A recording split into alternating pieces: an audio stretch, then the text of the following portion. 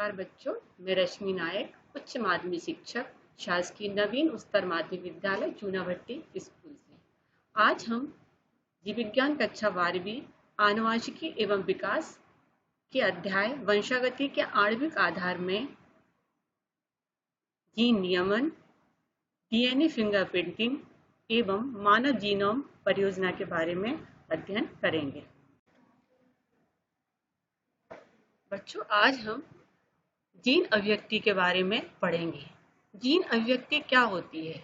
हमारे शरीर में जो विभिन्न प्रकार की क्रियाएं होती रहती हैं, इन सब के लिए पूरा नियमन कौन करता है? डीएनए। अब डीएनए में जो संचित आनुवंशिक सूचना है वो कौन ले जाता है एक पीढ़ी से दूसरी पीढ़ी में? डीएनए ही ले जाता है। तो आज हम जीन अभिव्यक्ति के अंतर्गत पढ़ रहे हैं जीन नियमन। जीन नियमन किसे कहते हैं? जीन का आवश्यकता अनुसार सक्रिय अथवा निष्क्रिय होने की क्रिया का नियंत्रण करना ही जीन नियमन कहलाता है। अब ऐसा तो होता नहीं कि हमेशा हमारे शरीर में सारी क्रियाएं चलती रहें या सारे प्रोटीन हमेशा बनते रहें। जब हमें आवश्यकता होती है तो वो एंजाइम बनने लगता है तीव्र गति से, और जब आवश्यकता नहीं होती है तो हमारे शरीर की सारी जो जीन है वो क्रिया करना उस समय थोड़ा कम कर देते हैं। बिल्कुल बंद नहीं करते हैं, थोड़ा कम कर देते हैं। उदाहरण के तौर पर यदि हमने ज़्यादा ग्लूकोज ग्रहण कर लिया तो हमारे पैनक्रियाज में ज़्यादा मात्रा में इंसुलिन बनेगा।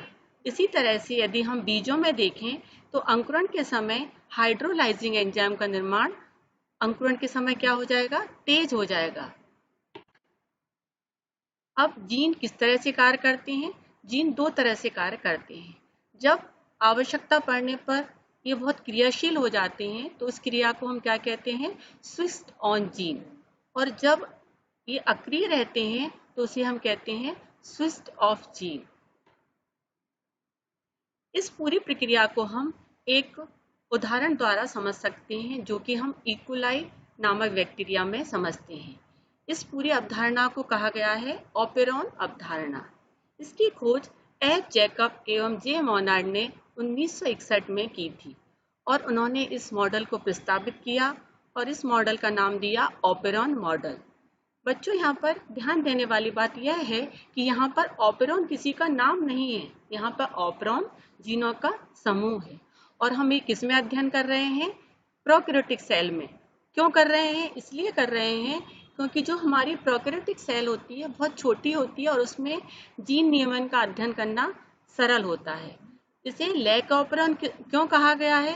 इसलिए कहा गया है कि जब इकोलाई नामक बैक्टीरिया में लैक्टोज प्रवेश करता है तो उसमें लैक्टोज का उपापचय क्रिया कैसे होती है, इसका अध्ययन हम करते हैं। इस कारण इस अवधारणा को हम लैक ओपेरॉन अवधारणा कहते हैं। ये जो ओपेरॉन है ये दो प्रकार के जीन से मिलकर बना है, एक कंट्रोलर जीन और दूसरा स्ट्रक्चरल जीन, अर्थात एक नियामक और दूसरा संरचनात्मक।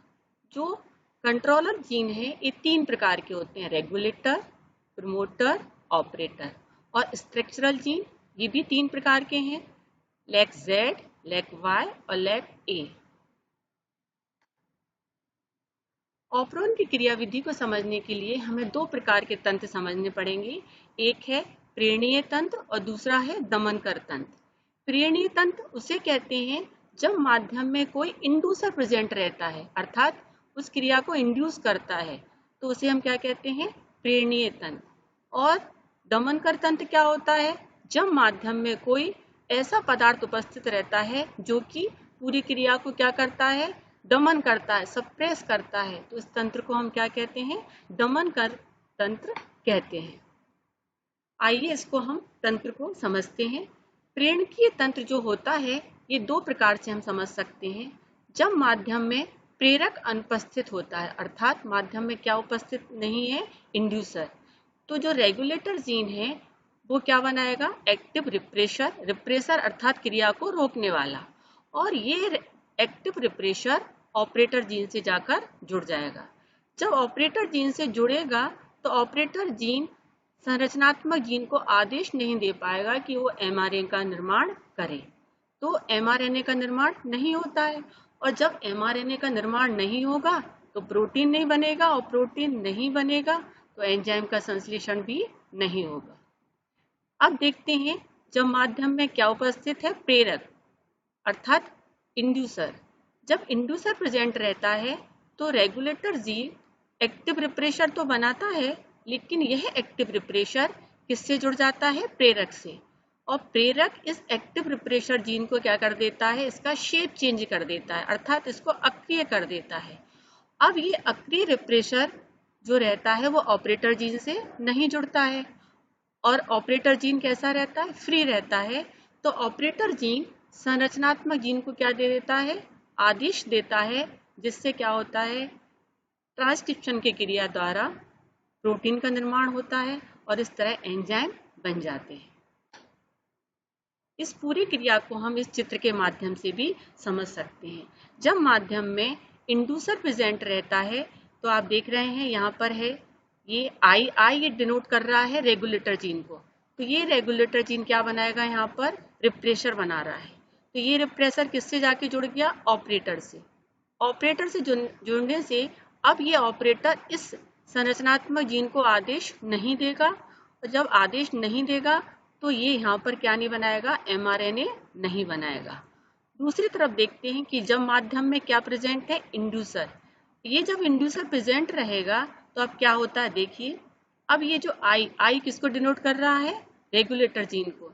ये रेगुलेटर जीन क्या बनाएगा, अगेन रिप्रेशर mRNA बनाएगा, और फिर क्या बनेगा, रिप्रेशर बनेगा। लेकिन ये रिप्रेशर किससे क्रिया कर लेगा, इंड्यूसर से। तो इंड्यूसर से क्रिया करने के कारण अब ये जो रिप्रेशर है वो क्या हो गया, अक्रिय हो गया। अक्रिय होने के कारण ये ऑपरेटर से नहीं जुड़ेगा, और ऑपरेटर से नहीं जुड़ेगा तो ऑपरेटर इस समय क्या है, फ्री है।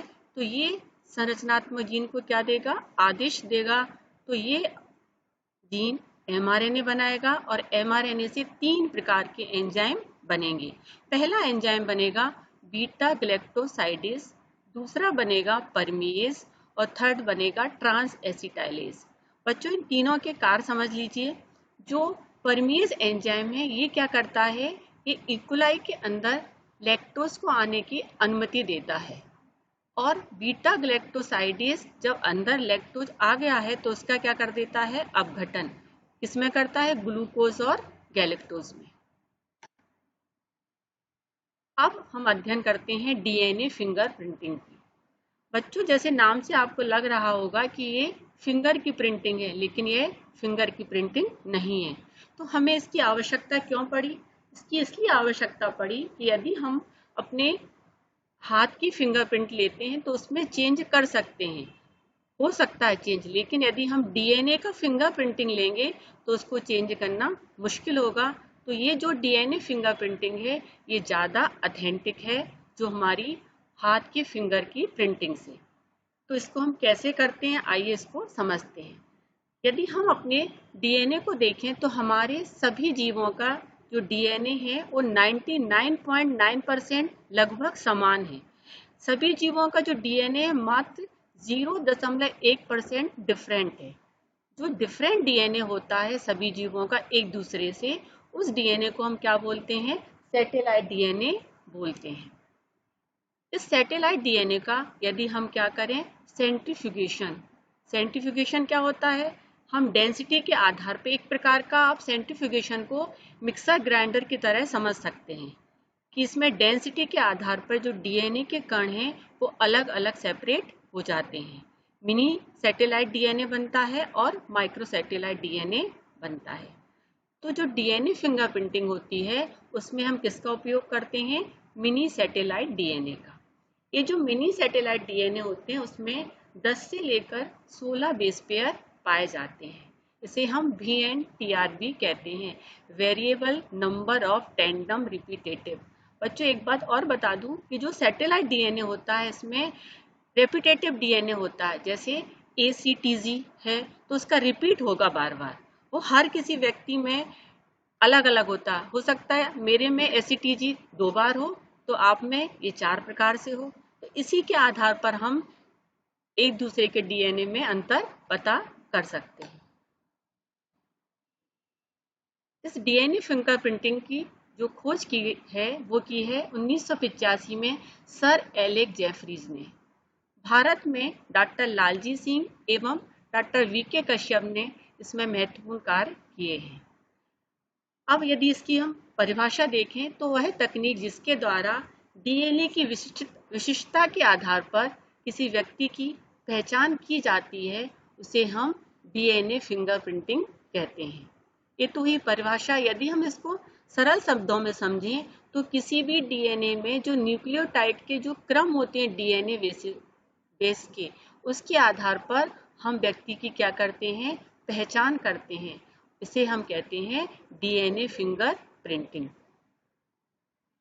डीएनए फिंगरप्रिंटिंग को ये पूरी टेक्निक है। इस टेक्निक में सबसे पहले हम क्या करते हैं, जो ब्लड सैंपल होता है किसी भी व्यक्ति का, उसके ब्लड सैंपल से हम क्या लेते हैं, डीएनए लेते हैं।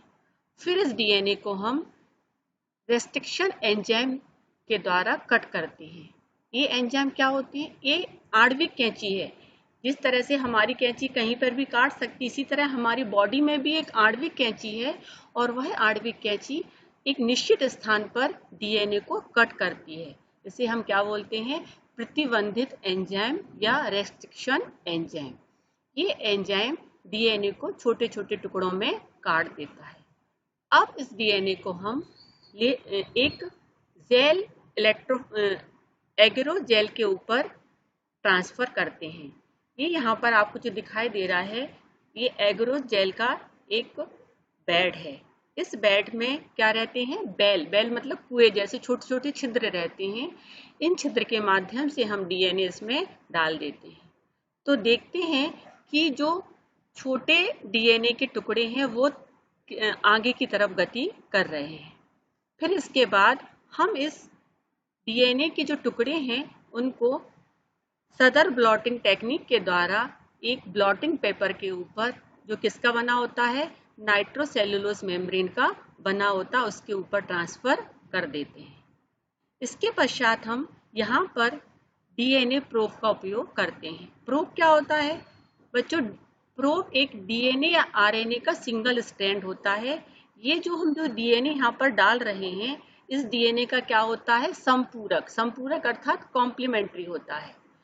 लेकिन जो यहाँ पर हम डीएनए उपयोग करेंगे वो कैसा लेंगे, रेडियो एक्टिव। ये जो रेडियो एक्टिव डीएनए हम क्यों ले रहे हैं, इसलिए ले रहे हैं कि ये जो टुकड़े हैं हमें डीएनए के वो दिखाई नहीं दे रहे हैं।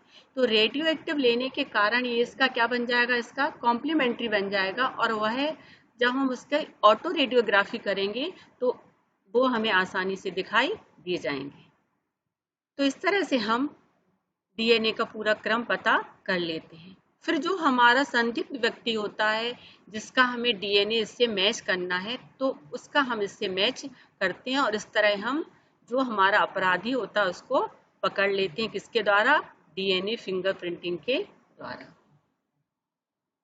अब डीएनए फिंगरप्रिंटिंग की विधि में कौन कौन से स्टेप्स हैं, इसमें सबसे पहला स्टेप्स है डीएनए को अलग करना। कोशिका से डीएनए को विभिन्न रसायन के द्वारा हम पृथक करते हैं। फिर डीएनए का प्रतिबंध एंजाइम द्वारा क्या करते हैं, पाचन मतलब डीएनए को काटना। डीएनए को हम प्रतिबंध एंजाइम के द्वारा टुकड़ों में काटते हैं।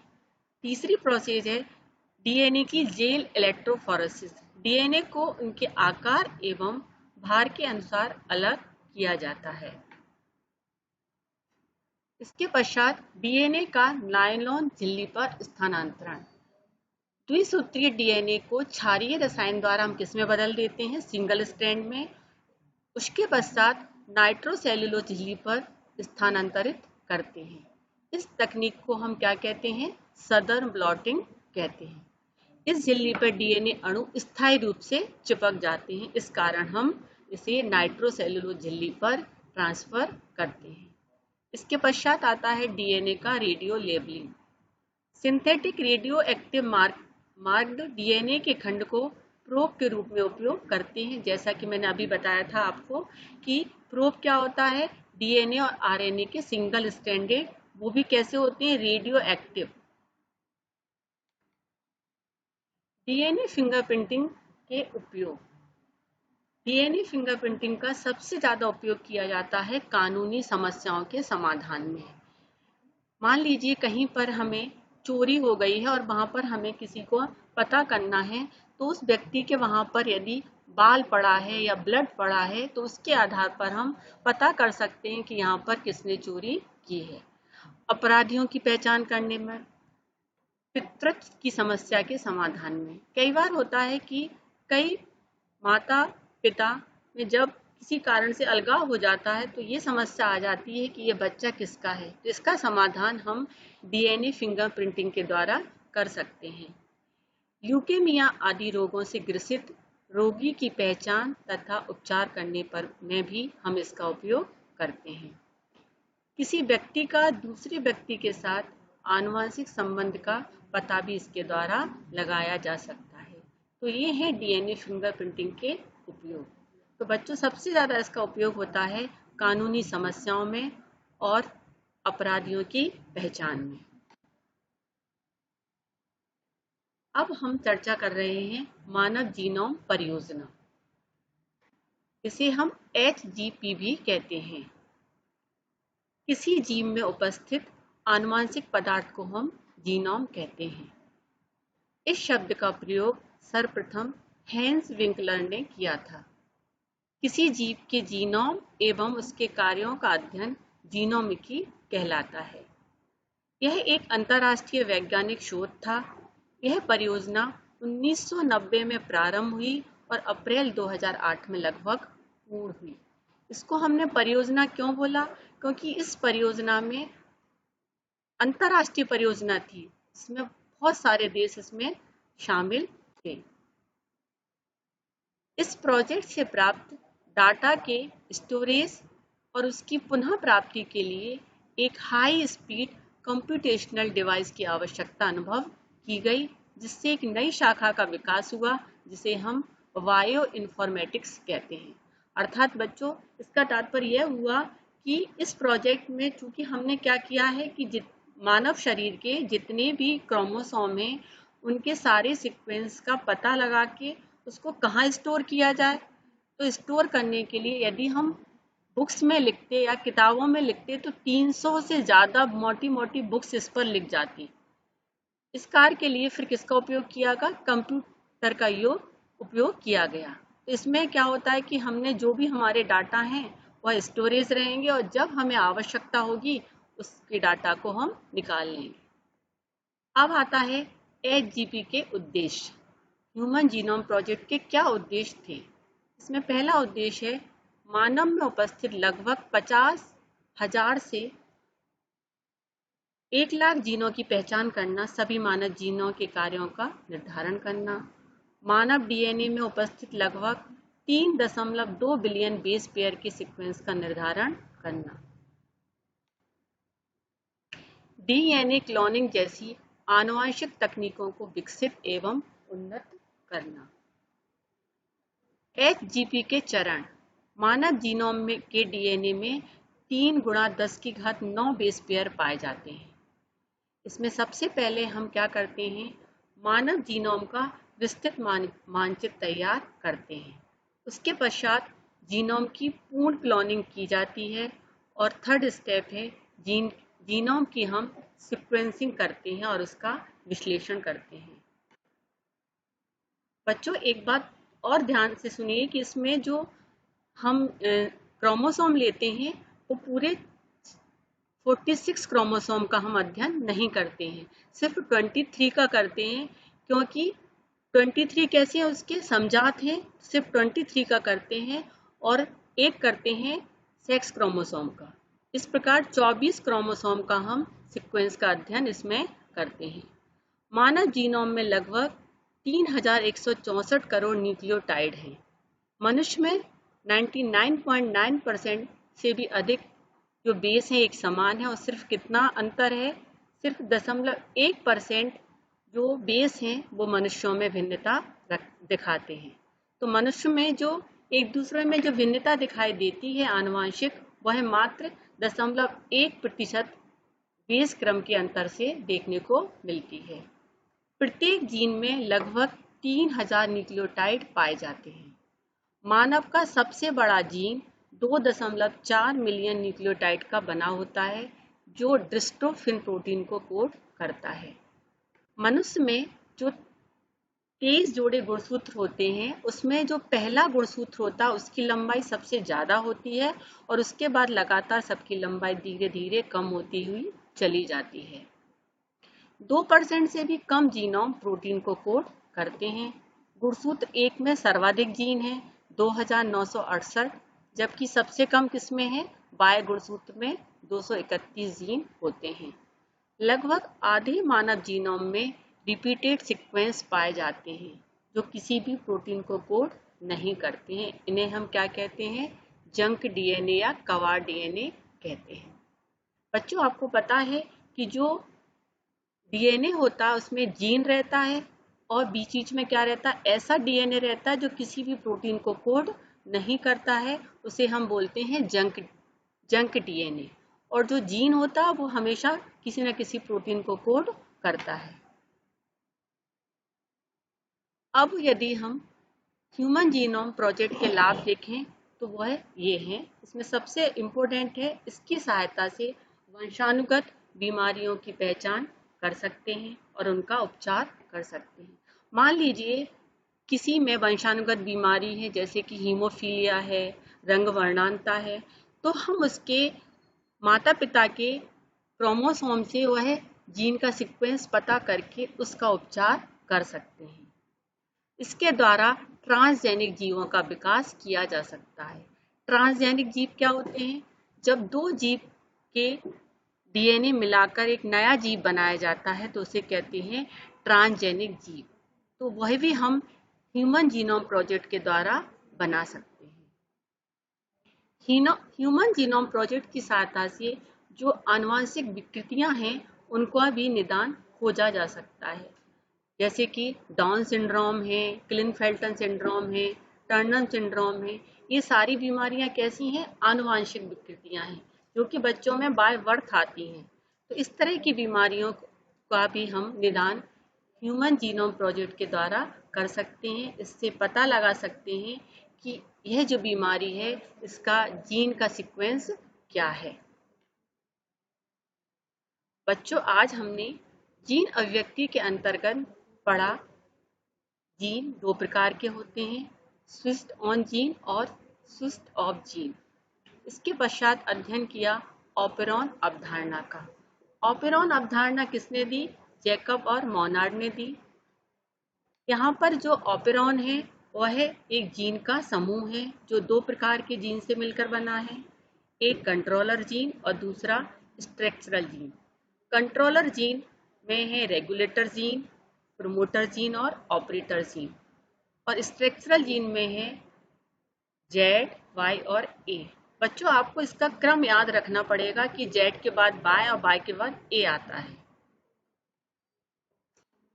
इसके पश्चात हमने अध्ययन किया डीएनए फिंगरप्रिंटिंग का।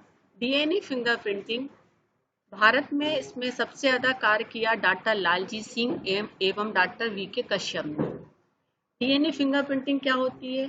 डीएनए फिंगरप्रिंटिंग वह टेक्निक है जिसमें डीएनए की विशिष्टता के आधार पर हम किसी व्यक्ति की पहचान कर सकते हैं। इसे हम डीएनए फिंगरप्रिंटिंग कहते हैं। डीएनए फिंगरप्रिंटिंग की विधि में सबसे पहले हम क्या करते हैं, डीएनए का प्रतिबंध एंजाइम द्वारा पाचन करते हैं। पाचन मतलब उसको छोटे छोटे टुकड़ों में काटना।